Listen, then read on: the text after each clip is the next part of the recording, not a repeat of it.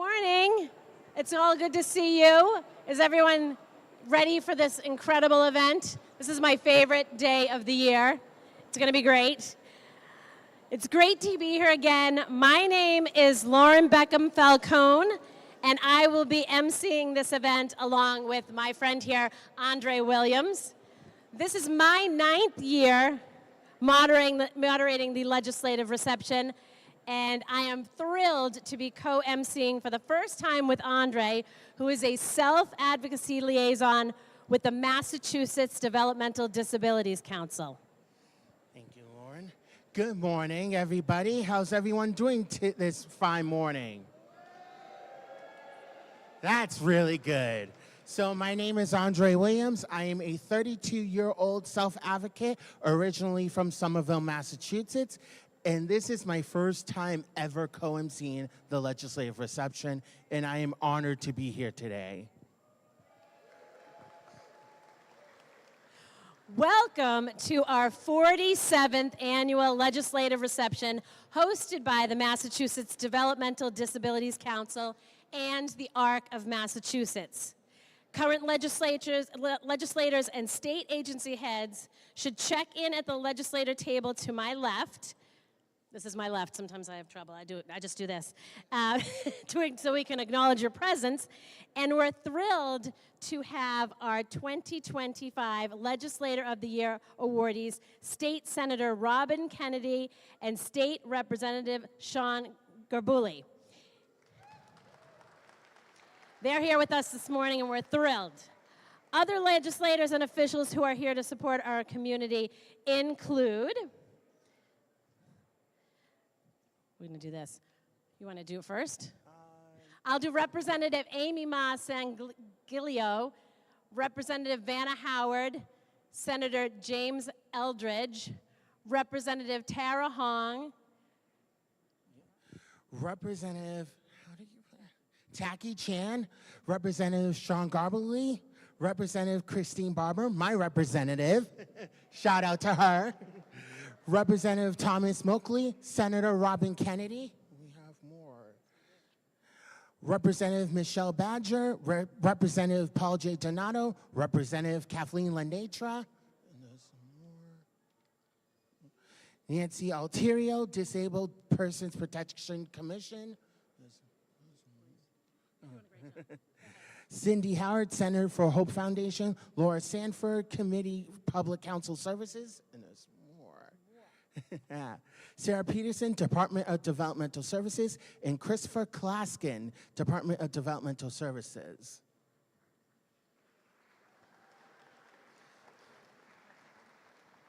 We have a huge crowd today and want to make sure that everyone can hear, so please remain silent during our program.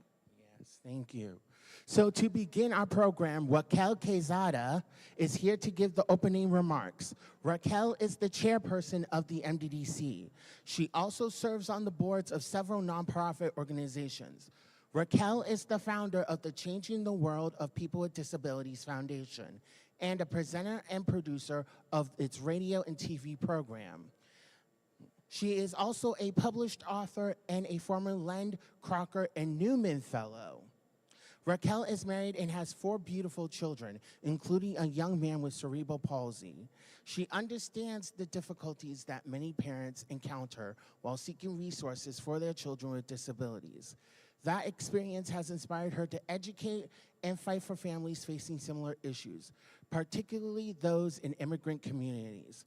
Originally from the Dominican Republic, Raquel resides in Haverhill. Welcome, Raquel.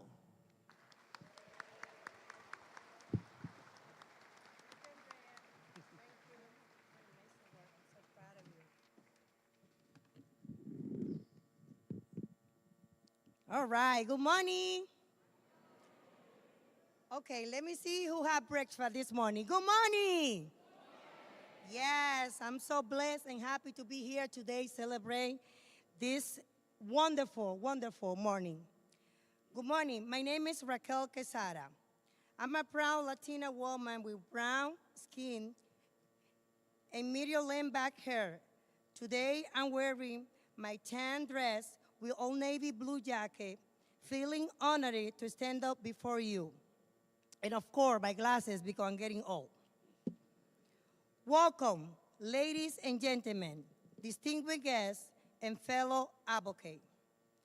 I would like to extend my sincere gratitude to Senator President Karen Spilka, House Speaker Ronald Mariano, Executive Office of Whole Human Service, and Undersecretary Mary McGlone, legislator and state agency official for joining us on this critical day of advocacy.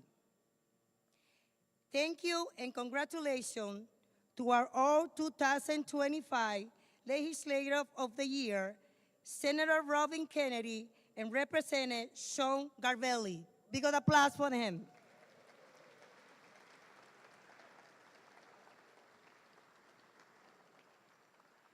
Your unwavering commitment to disability community is truly appreciated.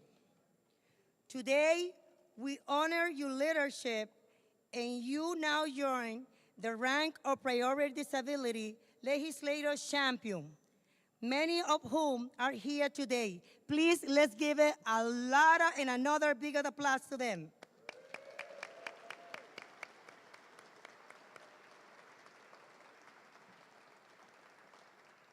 As Andrea mentioned, I'm a proud advocate mother of 4 children. My son, Joan Quesada, has cerebral palsy and medical complex. 2 also of my children have ADHD. Of course, I'm the one have ADHD too. Our community have come together today also to celebrate Developmental Disability Awareness Month. But this year, there is a dark cloud, uncertainty that loom overhead given proposed changes that are being considered in Washington, D.C. and in the courts today. Those possible changes could impact Medicaid, Section 4, 504, and USA Department of Education. Those possible changes could roll to the back a hard fight for the right people with disability who has been joined decades. So this year, team safeguarding our right through advocacy is more meaningful than ever. Advocacy is not just responsibility, it is necessary. The right of individuals with disability, like all humans, must be firstly protected and continually defended. Whether it's asset, come on.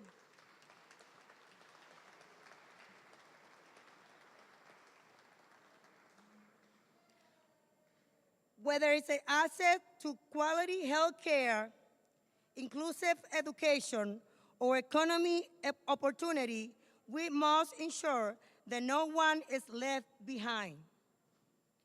Our community continues to face significant challenges, particularly due to the system barrier to has been made worse by the ongoing workforce strikes.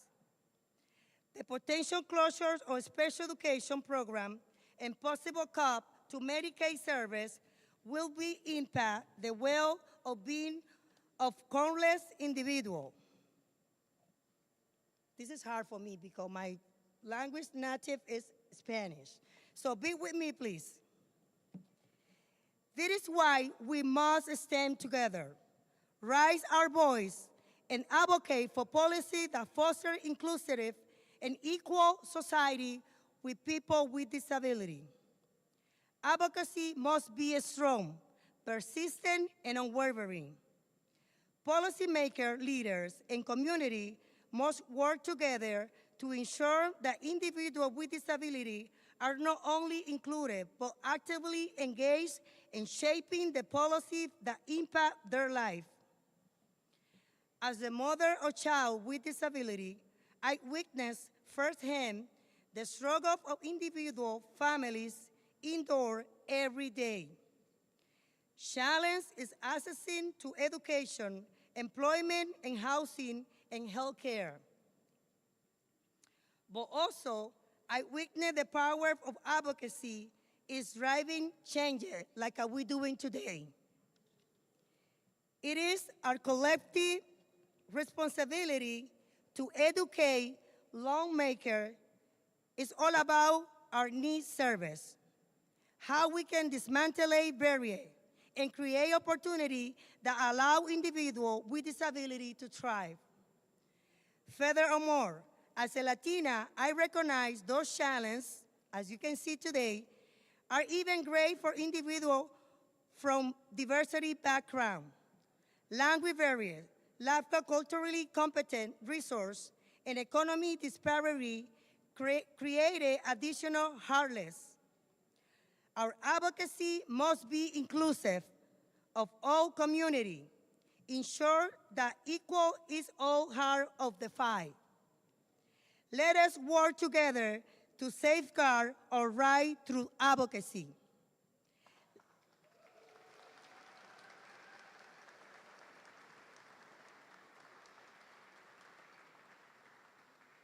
Let us be the voice to educate policymakers and bring about change that is needed. Let us all inform lawmakers about policies that prioritize accessibility, inclusion, and equality.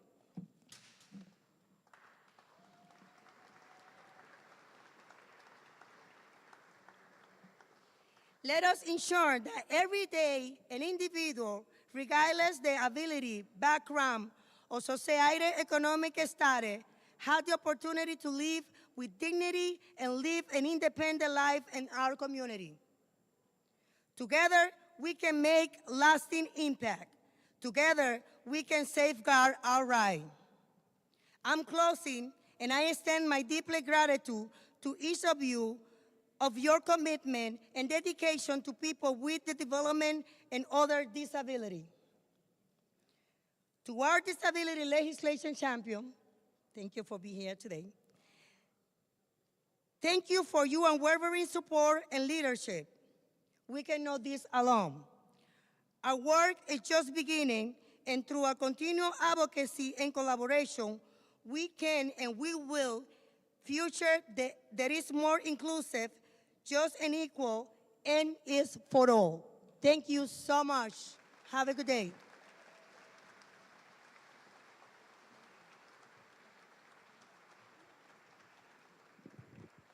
Persistent and unwavering. Thank you, Raquel.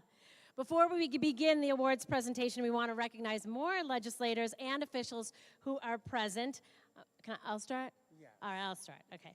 Rachel Caprillion from Triangle Inc., Jason Folger from Lend and Boston Children's Hospital, Megan Chapman at FCSN, Joshua Komarov from the Mass Down Syndrome Congress, Anna Cook from Work Inc., Laura Sanford for the Committee for Public Counsel Services, Lisa Hewitt, CPCS, Rebecca Davis, FCSN, Department of Transitional Services.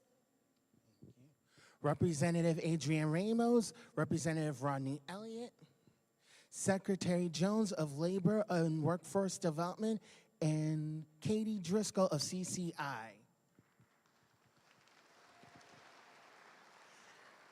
We are here this morning to honor our legislator awardees. We'll begin by recognizing Senator Robin Kennedy. Senator Kennedy is a lifelong Worcester resident and serves as the state senator for the 1st Worcester District. She is a dedicated champion of the care economy.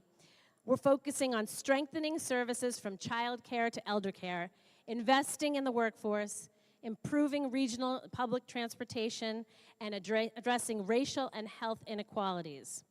In her inaugural year, Senator Kennedy was instrumental in advancing key legislative initiatives to enhance the well-being of Massachusetts residents with disabilities. She is the Senate Chair of the Joint Committee on Children, Families, and Persons with Disabilities, and she serves on several other key committees that oversee legislation impacting our community. Senator Kennedy has championed several significant bills to support people with disabilities, including the Act to create affordable homes for people with disabilities, an Act to promote an enhanced care worker minimum wage, an Act regarding families and children in need of assistance, and an Act relative to consumer health data. Immediately before joining the Senate, Senator Kennedy served as the Chief Operating Officer at the YWCA Central Massachusetts. We're excited to have Senate President Karen Spilka here to present the award. Senator Spilka has served as Senate President since 2018. Senate President Spilka has been a steadfast leader on disability issues since joining the legislature more than 20 years ago. She received our Legislator of the Year award twice, in 2007 and 2013. She is a true champion for the disability community. Thank you for being here today to help present this award.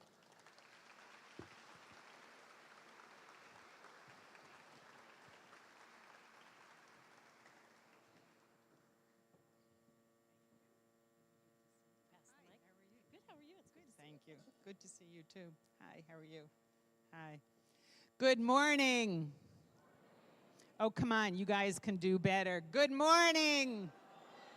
Much better, much better. I have to say, it is really impressive and humbling looking out at all of you here today. Thank you. Thank you for coming here today, for coming to the State House, which is your house. Thank you for coming to advocate for all people with varying abilities and making sure our Commonwealth is the most inclusive and fair place it can possibly be.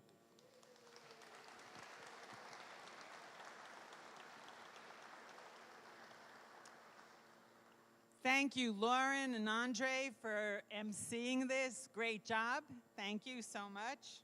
It's great to see you, and Maura and Raquel, Mary, Peter for sharing his story. And I do want to offer congratulations to Representative Sean Garbely for getting this award. As Lauren mentioned, and I am very honored, I have been bestowed this twice, and it's something that I am very proud of.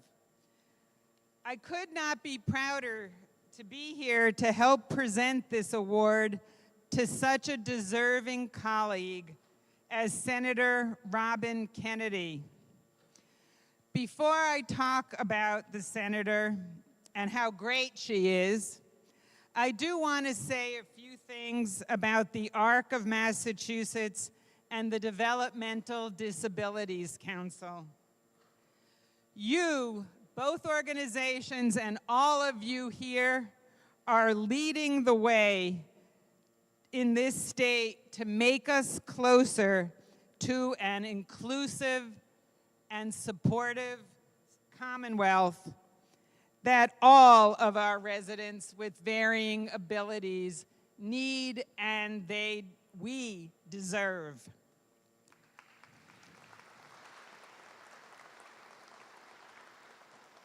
I want to let you know that I am on the front lines. The Senate, whole Senate is on the front lines, and you are all right there with us. Thank you for that.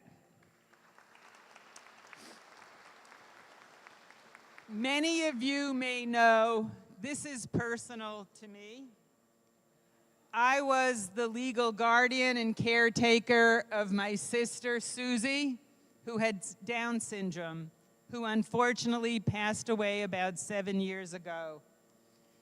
She has made such an impression upon me in my life and continues to ground me on days when it's particularly tough, and the legislators, either the reps or the senators, know how tough this can be. There are days when I wonder, why am I doing this? And I think of my sister Susie, and the answer is right there. For people like Susie and others across the Commonwealth who need and deserve an inclusive, warm, welcoming Commonwealth, that they can be as productive and self-sufficient as they can possibly be. We all benefit from that. So I want to thank you for helping to advocate to make Massachusetts one of the best states in the nation in helping people with varying abilities. Thank you.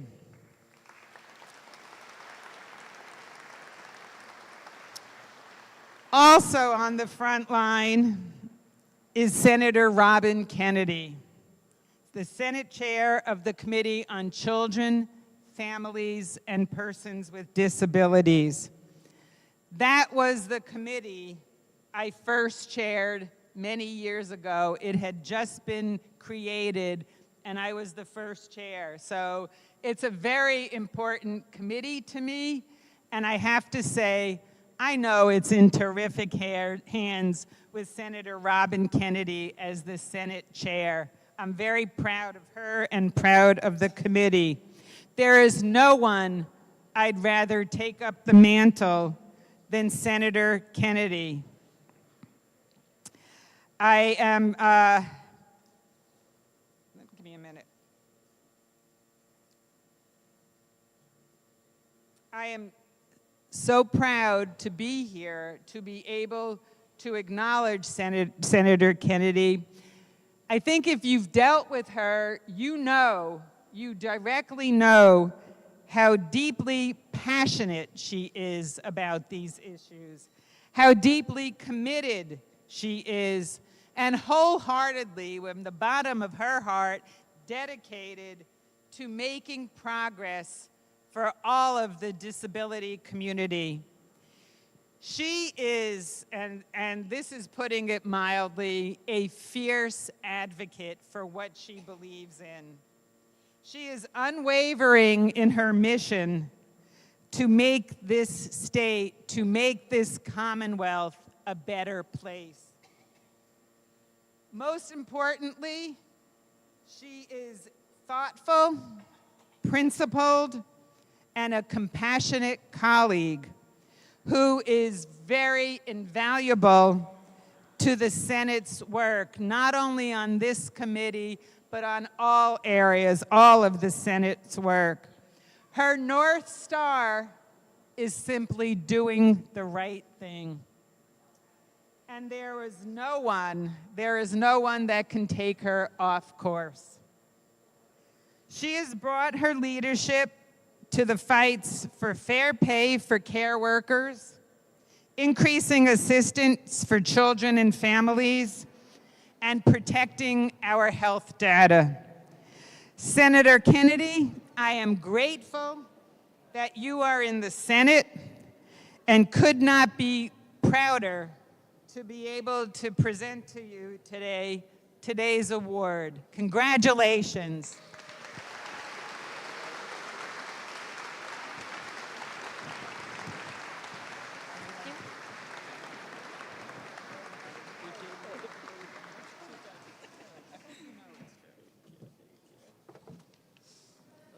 Okay, I think I probably want to get this right here.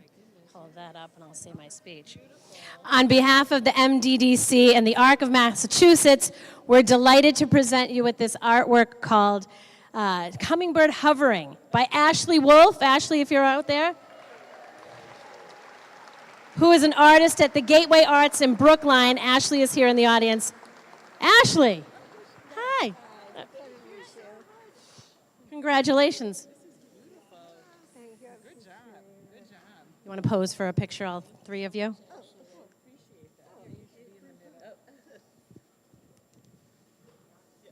There you go. Here.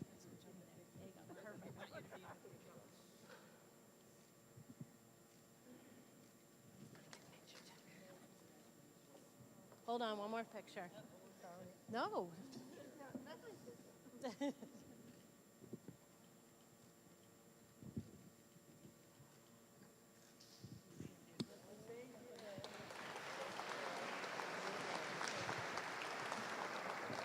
Senator Kennedy, congratulations on being Massachusetts Legislature of the Year awardee.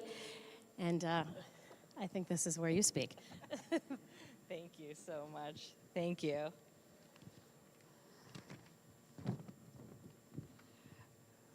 My goodness, I am truly, truly humbled and slightly overwhelmed this morning. Certainly, as was mentioned previously, I come to this work from the human service field as a provider like so many of you, and moments like this still are pretty overwhelming and incredibly humbling.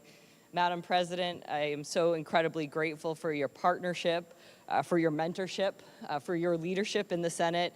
And as you shared briefly today, but I know we've spoken about so many times, and she supported me in the efforts that we're trying to do through the committee so many times to make sure that we truly are pushing these issues forward. And let's be clear, it's not easy work. There's a lot that goes before the Committee on Children, Families, and Persons with Disabilities, a whole lot of stakeholders with a lot of ideas on how things need to be done. And so I'm incredibly grateful for your truly kind words and your support along the way, and for bestowing the trust on me to carry forward this committee for a second term. I'm incredibly grateful for the honor to be able to return as the Senate Chair. And Mr. Speaker, thank you for sending Chair Livingstone back to work with me, because we're a great partnership and we're looking forward to getting a lot done this year.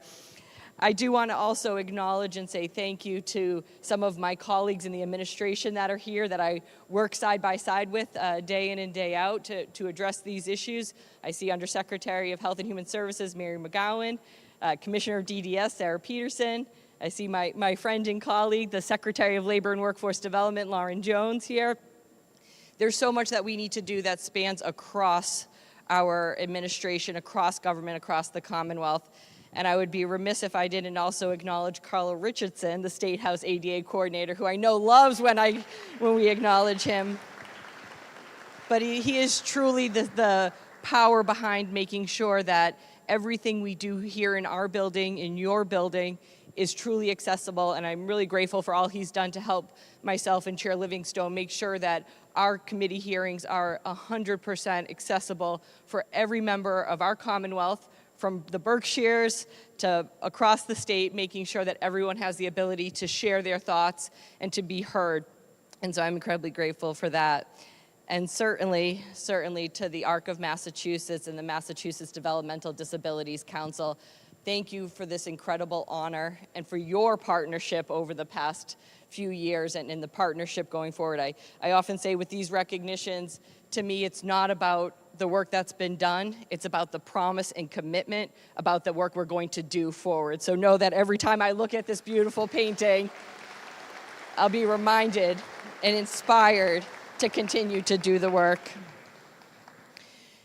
Supporting our communities of all abilities goes beyond the legislation that we have before us. It's about creating an environment where every individual is valued, is seen, is included, and is empowered to thrive. Quality of life should never be determined by barriers to access or opportunity. It is our collective responsibility to break down those barriers, whether they're physical, systemic, or attitudinal. When we invest in inclusive education, accessible transportation, affordable housing, and meaningful employment opportunities, we strengthen our entire Commonwealth. By lifting everyone, we make our Commonwealth the most competitive in the country. People with disabilities are leaders, our innovators, our artists, our vital contributors, and your voices deserve to be at the center of the policy making, making a seat at every table possible. And let's be clear, everyone in this room knows it, and I certainly know it. If those most impacted are not driving the solutions, we will not get it right. We will not get it right.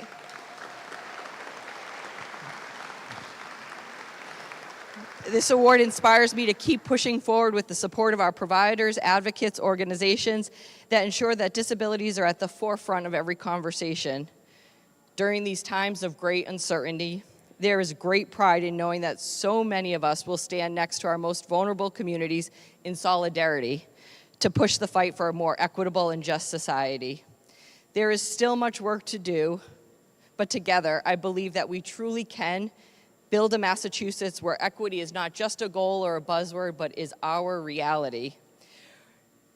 And also, we're not just going to safeguard our right to advocacy. I am counting on each of you to be champions alongside us, to be advocates alongside us, to guide us, to lead us, and to help make Massachusetts a better place. Again, thank you to MDCC, the ARC, and everyone here today for your unwavering commitment to inclusion, to dignity, and to justice. Thank you so much. Thank you.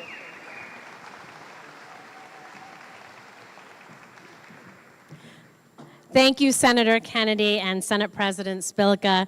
We are so grateful to both of you for all the work you do on behalf of our community. We have more legislators to acknowledge before we move on. Andre? So we have Representative Sally Cairns. We have Barbara Italian from the Disability Law Center. Harry Weissman, Executive Director of the Disability Policy Center. Josh Cutler from the Executive Office of Labor and Workforce Development. Before we move on, does anyone have a black iPhone missing? It's on the ARC table by the grand stairway. If anyone has a black iPhone missing, all right. And then next we have Senator Ryan Fatman and Representative J.D. Livingston. All right. So now it is time to present the Legislator of the Year Award to a good friend of mine, Representative Sean Garberly. Thanks to him and his support to the MDDC, the ARC, and Best Buddies, I am standing here today, so thank you. I am personally excited that he is receiving the recognition that he richly deserves. Representative Garberly has been dedicated to supporting individuals with intellectual and developmental disabilities since he was first elected to represent the 23rd Middlesex District in 2008.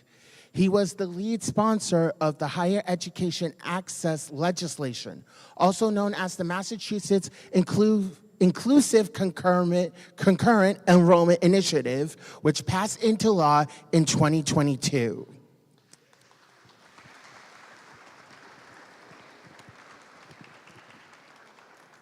Now, this groundbreaking law allows people with autism and intellectual and developmental disabilities to attend college and have inclusive higher education experiences, making the Commonwealth of Massachusetts the first in the nation to do so.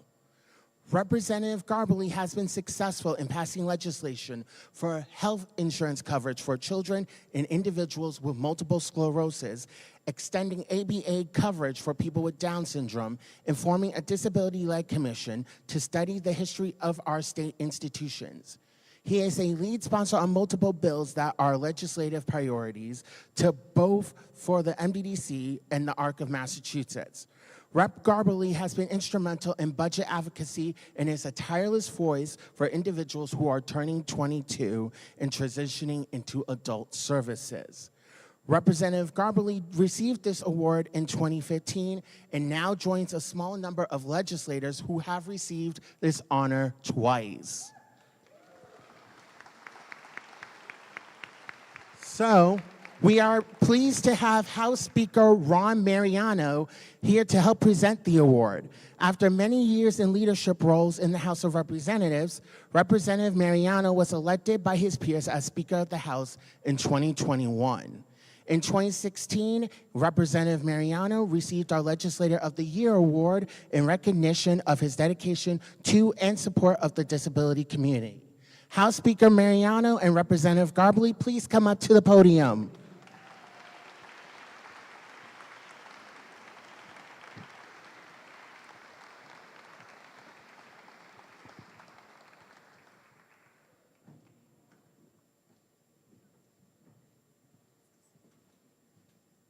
Stepped on all my lines. You stepped on all my lines. Here you go.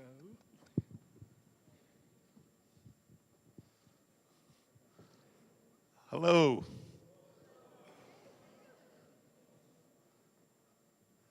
He's lucky he's as big as he is, because he stepped on all my lines. He talked about all the things I was going to talk about, and unfortunately, there isn't a thing I can do about it. he did a far better job introducing Sean than I could ever do. He is well aware of Sean's background and his commitment to all the issues that you folks face. You know, it's great to see this crowd here today. It's always a great turnout, but it seems to be especially crowded today, and it has to be because of the folks that are getting the award. I know Sean, from the day he walked into the House of Representatives, this has been his issue. It's his issue in all phases. What he can do for kids, what he can do for adults. Every month is Disability Month with Sean Gabberly. He is committed. He's committed to righting all the little wrongs that create the second-class citizenships that you have to endure. He has worked and identified them. He brings them up at every opportunity. It's his commitment and his force of will that gets us here, that gets me involved in issues that I didn't understand. I had to ask him to explain that whole concurrent name of the ability file. I didn't know exactly what it did. But I do know whatever it does, it helps everyone in this. It helps everyone in here today. It's a little disconcerting now. I'm hearing voices. But again, you know, Sean has. This is his second time winning this award. I feel humbled to be even here introducing him. He should introduce me because I've never won anything twice. So I'm lucky I won the speakership once. More than once. Yeah, well, but I am so happy to be here, and I'm especially thankful to the ARC and the new director for honoring Sean, because I think you can never honor his commitment enough, because it is a day-to-day, year-to-year commitment that transcends the legislative year, transcends his legislative business. It's how he lives his life. And that's probably the most important thing I can say about him. It is how he lives his life. He's concerned about people. He's concerned about the issues you face, wants to be helpful, and gets to work. And he has a partner now. Man, it was just an accident that we kept Jay. But I appreciate the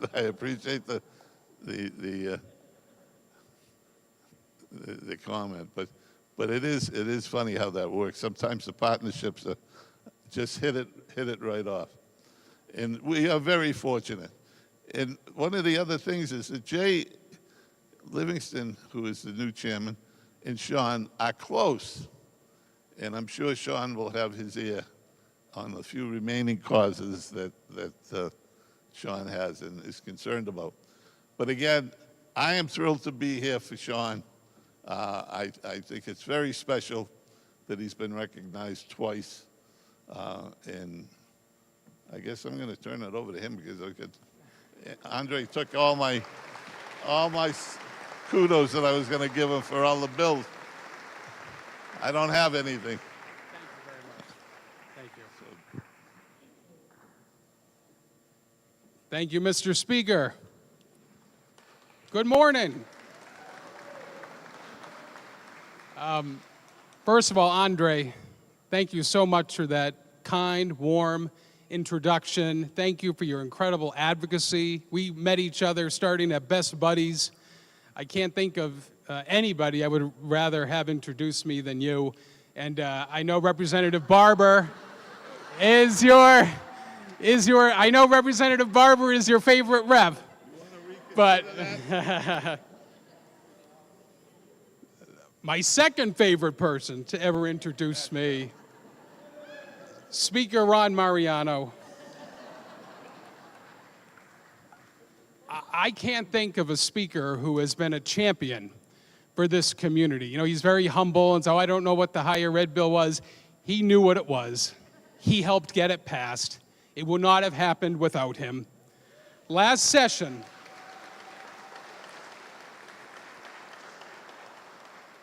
in the House of Representatives, Speaker Mariano was the one to lead the effort to make sure the House passed the ABA insurance coverage bill for young people with Down syndrome. Critically important. We've been waiting 15 years to get it passed, and he did it. Speaker Mariano brought the ban of the R word to the House of Representatives.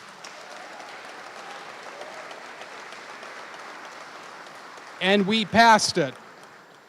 And you know, when I went to Majority Leader Mariano at the time about the higher ed bill, I talked to him about it. And you know, he doesn't talk about his background as an educator, but he had many students with autism and Down syndrome, and he told me, Sean, it was the right thing to do, that this bill is the right thing to do. But we need to make sure the language is right, to make sure that students with autism and Down syndrome can succeed in every classroom in one of our 29 public higher ed campuses. And Sean, I'm going to help you do it. And he kept his word, and it took over a decade to get it done, but Massachusetts became the first state in the country in law to have the Macy program codified. So thank you, Mr. Speaker, for your leadership. I am so humbled and grateful. Congratulations to the ARC of Massachusetts and the MDDC on your organizing ability, on your effectiveness when it comes to policy. I couldn't have a better group of friends to do this work with, and I'm so grateful to both outstanding organizations. Maura, I know you just came in from Chicago. You were out at a healthcare conference, and so thank you. You know, she's new to the helm, filling the big shoes of Leo Sarkisian. Isn't Mara doing a great job? Give her a round of applause. And a warm congratulations to my friend Senator Kennedy on your well-deserved award. You have been a champion for this community, so thank you for your incredible work.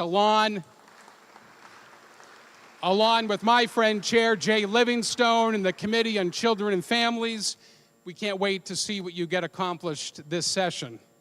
I want to thank my staff that are here, my colleagues, staff across this building, advocates and self-advocates who are here today. Nothing gets done in this building without the staff, and that's the truth. And if you've met with your staff, you know that. And so to all the staff who are here today, thank you so very much. It's also great to see former recipients.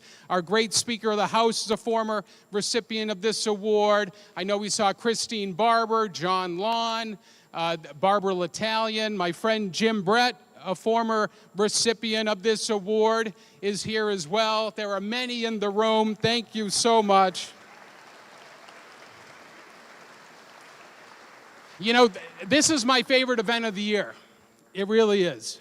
It's a great event, crowded beyond measure. But we gather here at the State House, your State House, as community partners. Partners, legislators, legislative staff, advocates, self-advocates, we all come together. At a time when this federal administration is working on a policy of zero empathy, and they're literally working hard to implement harmful and malicious cuts to Medicaid, we must be engaged on every level.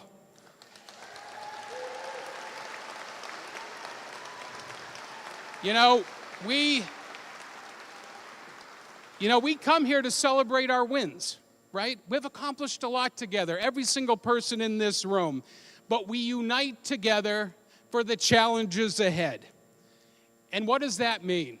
Massachusetts must always put inclusion and opportunity first.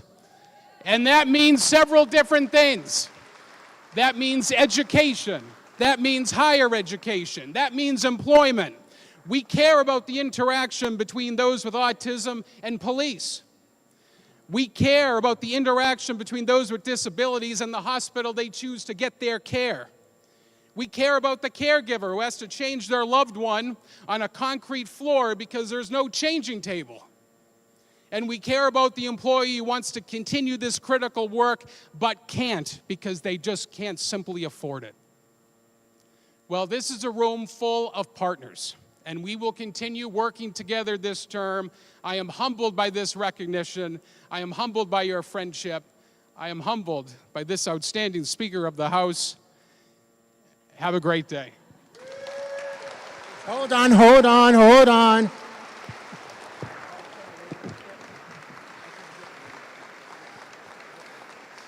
So, on behalf of the ARC and the MDDC, I am happy to present you with this Batafish painting by Deborah Belsky, who is an artist with the Gateway Arts. Deborah, I believe, is in the audience. Deborah, can you please come to the stage?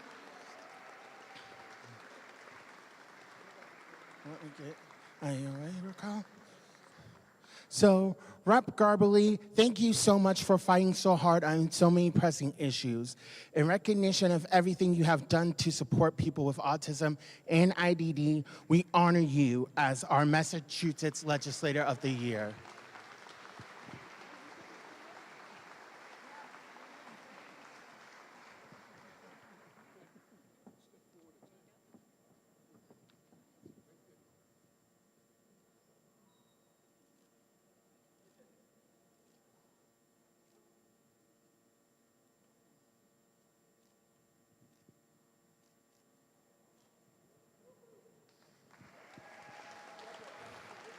Congratulations, Rep. Garbely.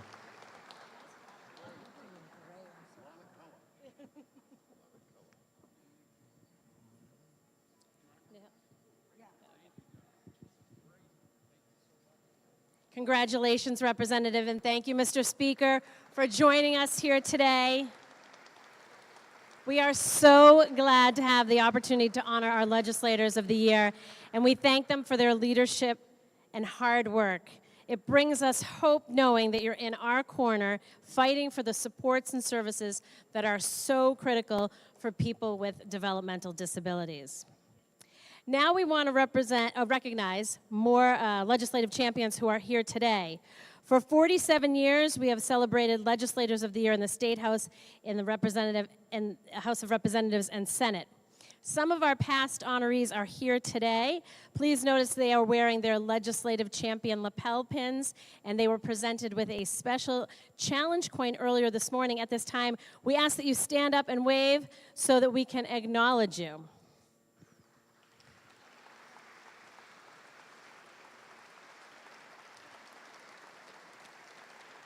Thank you so much. Thank you.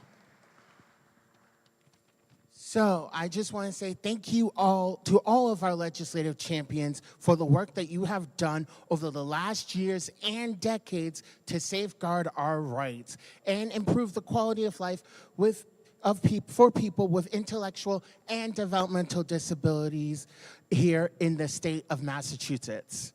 We applaud you and we all appreciate you. Thank you so much.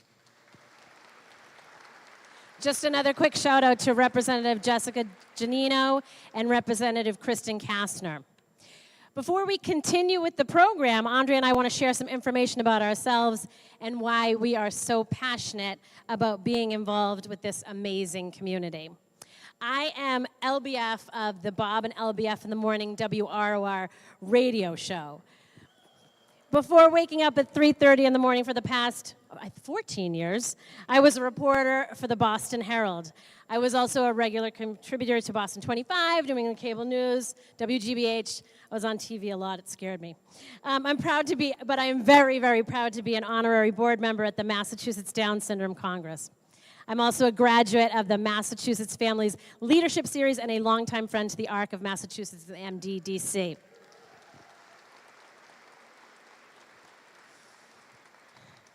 I live in Canton with my husband, Dave, who's over there, that handsome fella, and my daughter, Lucy. Lucy has Down syndrome. She's also smart, funny, the greatest dancer, and loves sporting the latest styles, though I sometimes question the matching. It's okay, though. She gets it from her aunt. She loves to watch movies. She watched Tootsie last night, so that's a really good rewatchable. Highly recommend. 5 stars, no notes.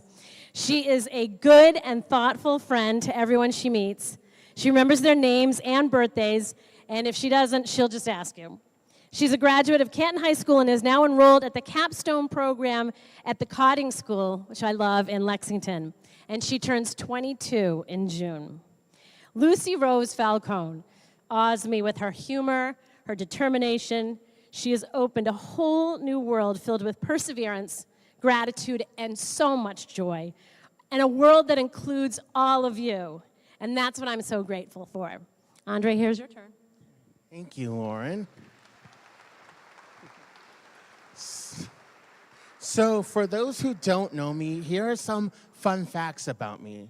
I have worked with the Massachusetts Developmental Disabilities Council for 12 years.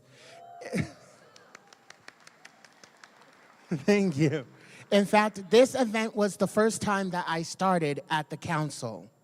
I love working with the MDDC Self-Advocacy and Training Team on trainings that help people with self-esteem, employment, and legislative advocacy. Being a part of the council for all these years has been an amazing experience. I have also been involved with Best Buddies for almost 20 years. I'm dating myself, can't help it. And I recently won an award for the Spirit of Inclusion at their Evening of Opportunity Gala back in November. So for those who don't know what Best Buddies is, it is a nonprofit organization that helps people with disabilities find true friendships with people without disabilities, helps them find jobs, and also be self-advocates in the community. Now, being involved in these awesome organizations has helped me to become a better self-advocate and share my story with people like all of you here today. So thank you. Thank you. As many of you know, the Massachusetts Developmental Disabilities Council, also known as the MDDC, or the Council, is an independent state agency dedicated to empowering people with developmental disabilities and their families to enjoy full, productive lives by promoting self-determination, community inclusion, and opportunity. The ARC of Massachusetts is a disability advocacy organization dedicated to enhancing the lives of people with intellectual and developmental disabilities, including autism, and their families. Each year we gather in March to observe Intellectual and Developmental Disabilities Awareness Month. This year's legislative reception theme is Safeguarding Our Rights Through Advocacy. As we all know that many of you may be feeling really uneasy right now. I know I am. There's so much going on in our state, in our country, and in our world. The MDDC and the ARC chose this theme for exactly that reason. Advocacy can help ease our anxiety, and it is critical to protect the services that so many of us here rely on. Today is a day of empowerment where we can all work together. Our legislative reception gives us a chance to educate lawmakers and each other about the needs with people with DD and their families so they can enjoy a brighter future. It's also an occasion for all of us to celebrate our amazing community. Yes, that's right. So one right that I cherish is my right to live in my community and see my friends. Now, earlier today, some of you shared the rights that are important to you. These essential rights are on the sign to my right. There are so many rights that people with disabilities have fought long and hard for. We are all here today to amplify the importance of safeguarding our fundamental rights through advocacy. Now, we extend a warm welcome to everyone here in our audience, including those who could not be here in person and are watching our event on YouTube. We would also like to express our appreciation to over 50 organizations that are co-sponsoring this legislative reception this year. They are listed on the sign here at the front of the room.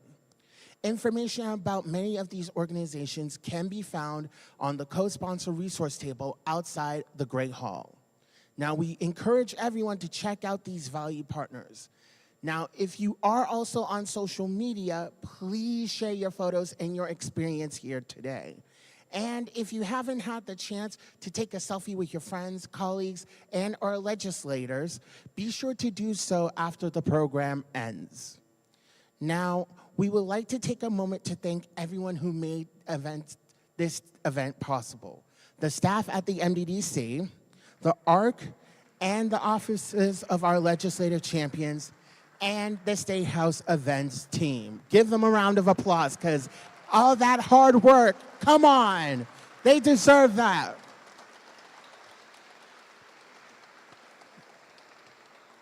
We also want to give a shout out to State House ADA Coordinator Carl Richardson, who works hard every day to ensure that people with all types of disabilities can participate in democracy at the State House.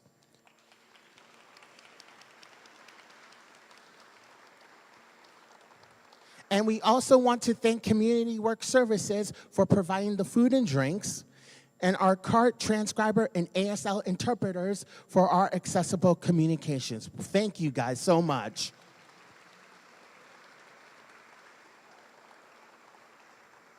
And we also want to thank the House Broadcasting and Legislative Information Services teams for their assistances in securing a live stream of today's event. Hello to all who are watching at home. At this time, it is my great pleasure to introduce Mary McCune, who is the Commonwealth's Undersecretary for Human Services. Prior to joining EOHHS in 2023, Undersecretary McCune provided executive leadership to the Massachusetts Society for the Prevention of Cruelty to Children for 9 years. Before joining MSPCC, Mary held various leadership roles in Massachusetts state government, including Chief of Staff for the EOHHS and Deputy Commissioner for the Department of Youth Services. We are so grateful you are here today to share Governor Healy's proclamation announcing March as Intellectual and Developmental Disabilities Awareness Month.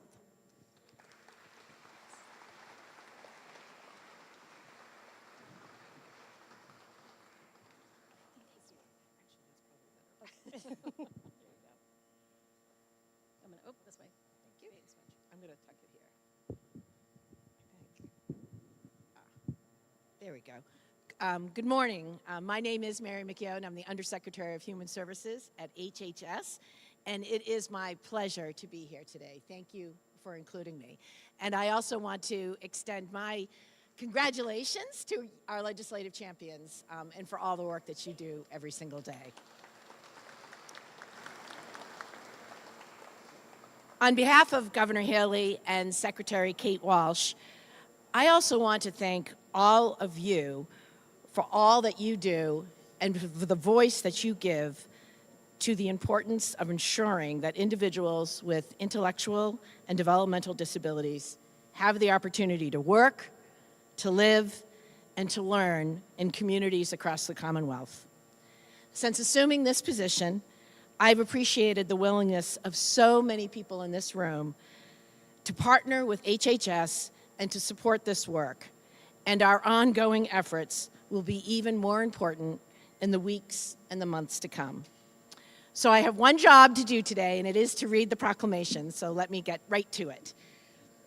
Whereas over 200,000 children and adults in Massachusetts have intellectual and developmental disabilities, they reflect the rich racial and cultural diversity in our Commonwealth.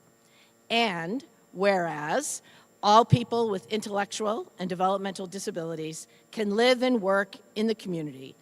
To do this, they need the right supports and services. They are entitled to these supports. With the right supports, they can live and work in competitive integrated employment. With the right supports, they can live on their own in the community. With the right supports, they can learn alongside their peers. Individualized supports results in full inclusion. And whereas people with intellectual and developmental disabilities should be able to choose what they want for their lives. This is self-determination. Self-determination improves people's lives. When you choose for themselves, it creates more opportunities. When people choose for themselves, they can thrive in real jobs for real pay. When people choose for themselves, they get a better education. When people learn about decision-making and choice, they are more independent. When people choose for themselves, they can be healthier. And whereas many community members provide support and care to people with intellectual and developmental disabilities, support can come from family members and friends. Support can come from professionals and other community members. These supports are essential. Whereas we recognize and value the important work that direct care workers do each day so that people with intellectual and developmental disabilities can live fulfilling lives. Whereas in Massachusetts, we recognize the importance of safeguarding the human and civil rights of everyone in the disability community.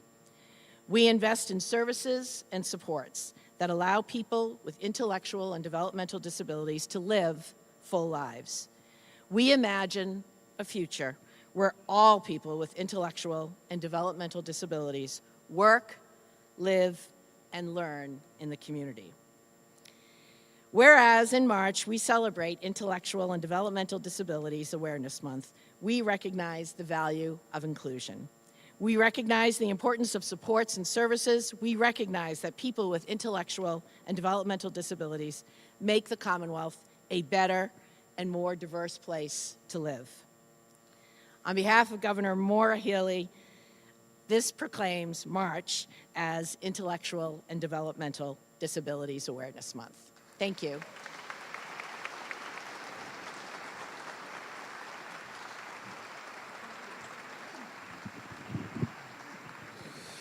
Thank you, Undersecretary Magoon, for joining us today. Now, we are so lucky to live in a state where our leaders value the rights and contributions of people with disabilities. Now, more than ever, we truly appreciate having you on our side. Our next speaker is parent advocate Peter Wyman. Peter is the adoptive dad of 4 men with intellectual and developmental disabilities, aged 21 to 35, and he is the guardian of a young man living in a residential placement. Peter has worked in the human services field for 46 years, 35 of which have been at Seven Hills Foundation as a family support provider. Peter describes his life as unconventional and out of the box and enjoys traveling abroad with his family. Please give a warm welcome to Peter and the Wyman family.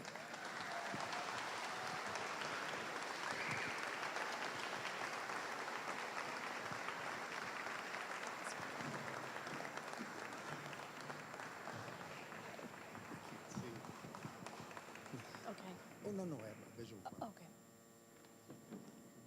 Wait. See, I can't see. Well, in case you didn't know, I have a visual challenge right now. So I'm going to be reading like a 4th grader, and my daughter is going to take over the 2nd page. And I need to find it. On a lighter note, before we get into the meat and potatoes of things, I just wanted to announce that Jacob, can you raise your arm?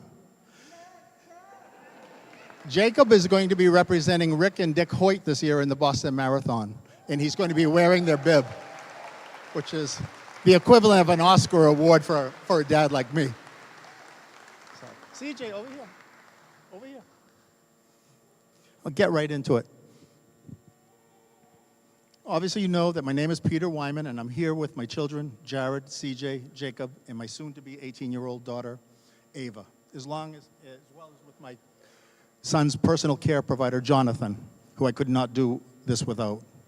I wanted you all to meet Miguel and Markel as well, but this would be sensory overload for them, so I need to respect that. So they are not here, but their story and the story of families like mine needs to be heard. I stand before you today as the single father heading into my senior years. I'm already in my senior years. Raising children with complex medical and behavioral needs. My family is probably the most diverse family in this venue today. Each of my sons came into this world fighting for a better life, thanks to the sacrifices of their birth parents.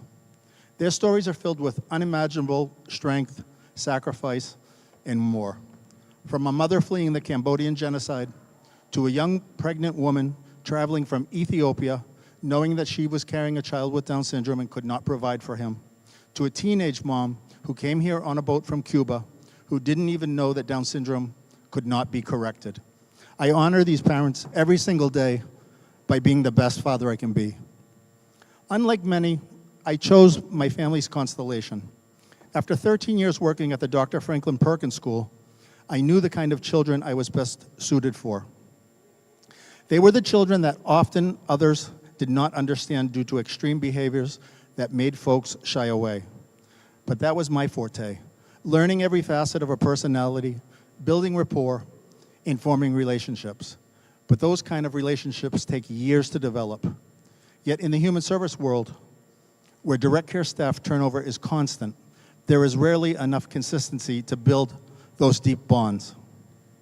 When I started at Perkins School in 1979 at the age of 15, my first paycheck was $3.65 an hour, and I was proud of that. I worked 14-hour days, and I was paid $5 a night to sleep on the floor in case there was a fire. I was responsible for a unit of 10 children called the Junior Boys. I stayed with them until I turned 29 years old, at which point I adopted my first son, Jared, who's over there. And I lost my place.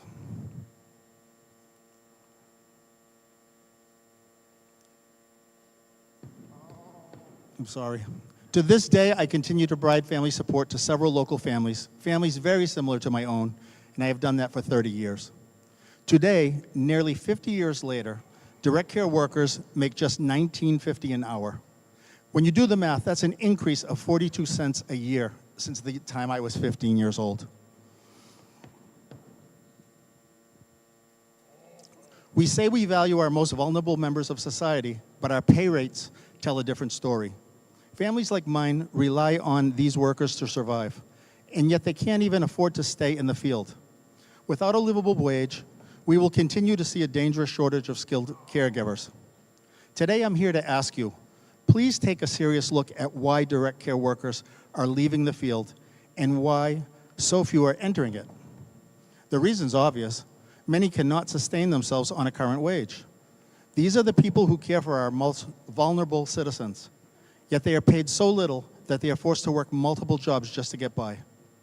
We need to ensure that direct care workers receive a livable wage so that we can recruit, retain, and truly value the professionals who make independence and stability possible for individuals with complex needs like my sons. Without them, families like mine and countless others will face impossible situations. This is not just a workforce issue. It's a crisis for families like mine and individuals who rely on essential caregivers. So let's act now to fix it.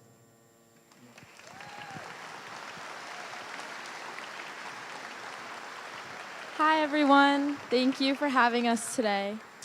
My name is Ava. I am Peter's oldest daughter, and I'm here to ask you, what kind of state do we want to be? Massachusetts has been a long leader in services for individuals with disabilities, but there are still too many cracks, too many unknowns. We need a livable wage for direct care staff so we don't lose the very people who keep this system afloat, more capacity at DDS to track and respond to the most complex cases, and emergency respite care and long-term housing solutions that provide stability for individuals with severe needs. There should be no more, we don't know what the budget holds in 2025. No more, there's no placement available. No more waiting for a crisis before action is taken. My dad started his journey in this field in 1979. As he approaches his later years of his life, he'd like to know he wraps up his life on a high note with no strings left untied. We have the ability to create that future. The question is, will we? Thank you.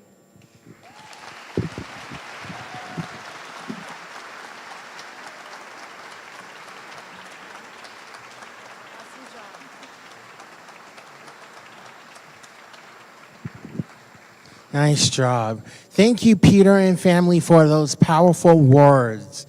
We are grateful for all of your hard work and dedication to the disability community, your advocacy, and leading by example to empower individuals and families.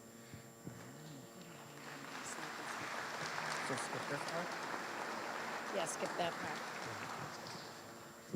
So after this event is over, we encourage you to visit your legislators and their staff and to share your stories with them. You can also post a photo on social media with your legislator here at the State House. Please tag the ARC of Massachusetts and the MDDC so we can share it as well. Our social media handles are in the program as well. The more people who know about the great work your legislators do, the better. Okay, our next and final speaker is Maura Sullivan, who will give the call to action. Maura Sullivan is the Chief Executive Officer of the ARC of Massachusetts. She took on this role in November after a decade of leading government affairs and Operation House Call. Maura has been a dynamic force within the ARC of Mass. Her advocacy is well known and respected so much here on Beacon Hill. She works with the stakeholders across the branches of government and has been instrumental in the passage of crucial legislation. Maura has helped drive significant increases in state budgets for the Department of Developmental Services, Mass Health, and the workforce, and we are eternally grateful. Maura's focus on health equity has led to a passage of legislation and growth of Operation House Call, a training program that equips medical and nursing students across Massachusetts with the skills and mindsets needed to care for individuals with IDD and autism. Maura amplifies the voices of those with profound and complex needs, and she strives to uplift and empower self-advocates, caregivers, and family members to share their stories and impact policy. So come on up, Maura.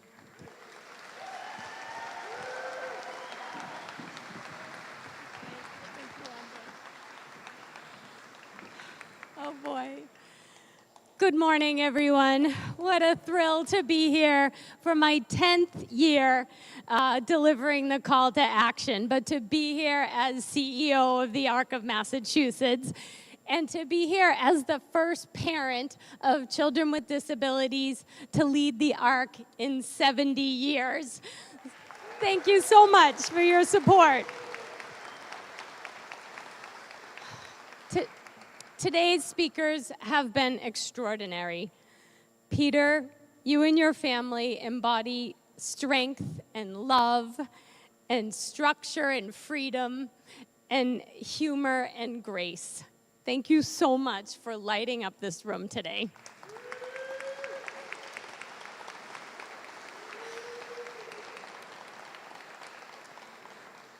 But now I must ask you to brace while I speak to the current, deeply concerning environment.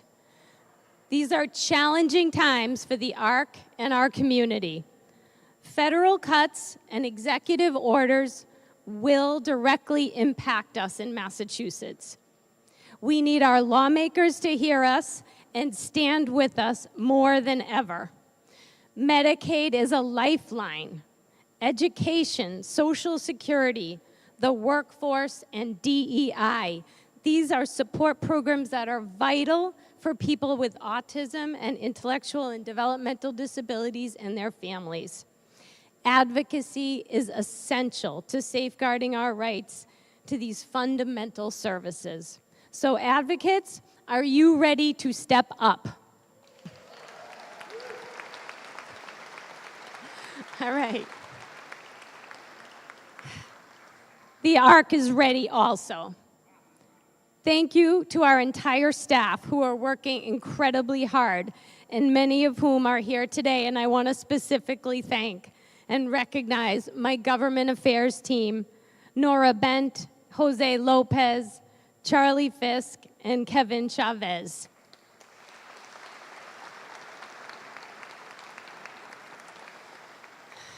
I've also been really lucky to learn from an incredible leader, Leo Sarkisian, who is here today. And he really taught me that in tough times, You roll up your sleeves and you use every tool the ARC has available to support families. Thank you, Leo, for your mentorship. I don't know where you are.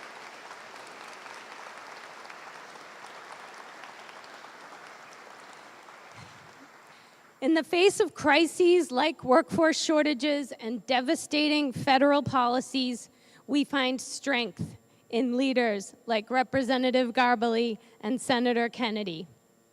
How can they and all of you support us now? We must focus on the Commonwealth of Massachusetts, our services, budget, and legislation to uplift the workforce, restore access to services, and address the unmet needs of those with complex conditions.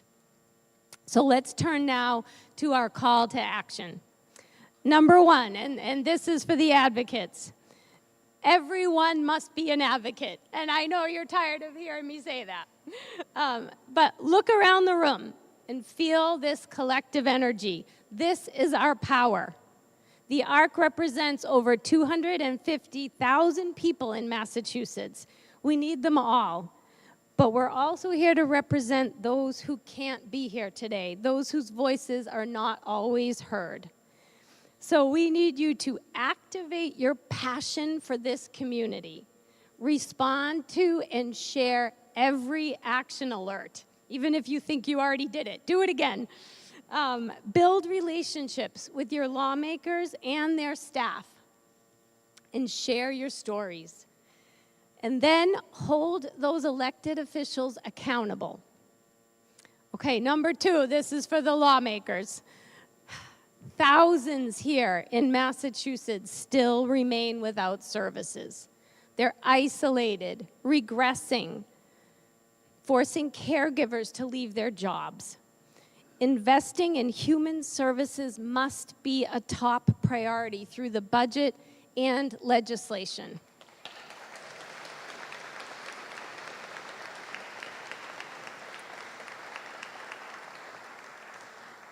Along with our partner advocacy organizations, we ask for $100 million for Chapter 257, the Workforce Rate Reserve.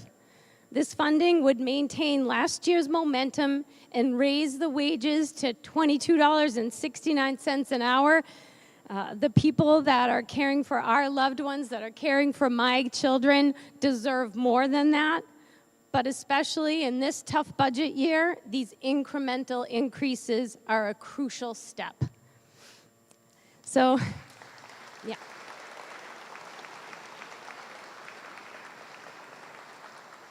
I'm going to take a short detour here to share some good news about the workforce.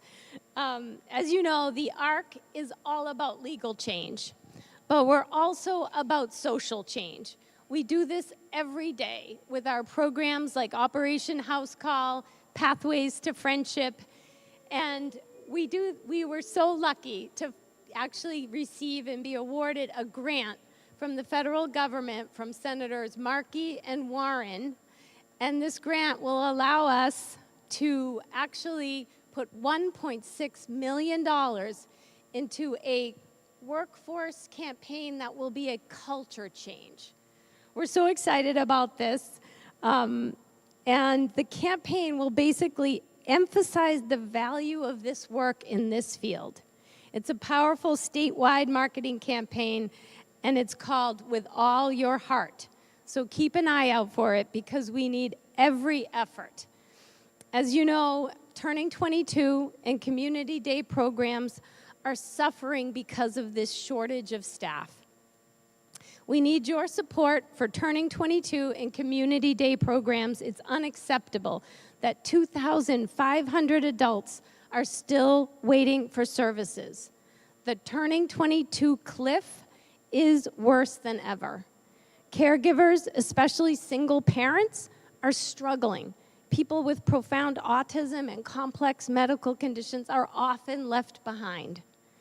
With an additional $10 million, we can impact this wait list. If workforce shortages prevent funds from being used, we must enforce the transferability to family support or residential services.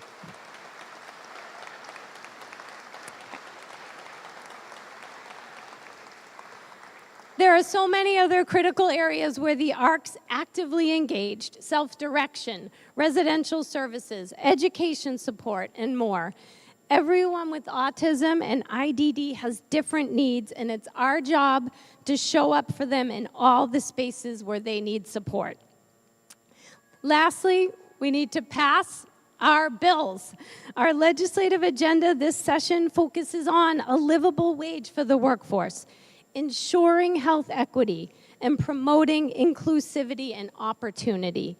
Lawmakers, you've recently heard from over 1,500 constituents about this agenda. Co-sponsor these bills. Strengthening policy in Massachusetts will help us fight back against these federal cuts and threats.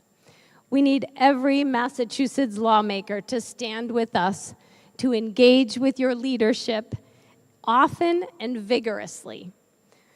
Working together, I believe we can write a different story and prepare for this uncertain future. Now I have the honor of thanking some people who made today a success. A special shout out to the ARC and the MDDC teams, to our artists again, including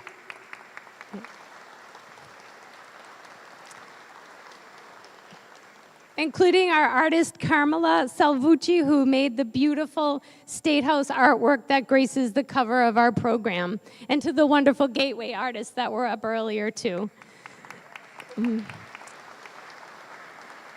And my deep gratitude to Lauren and Andre.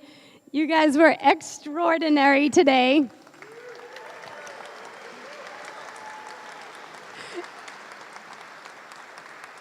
And to our wonderful co-sponsors as well.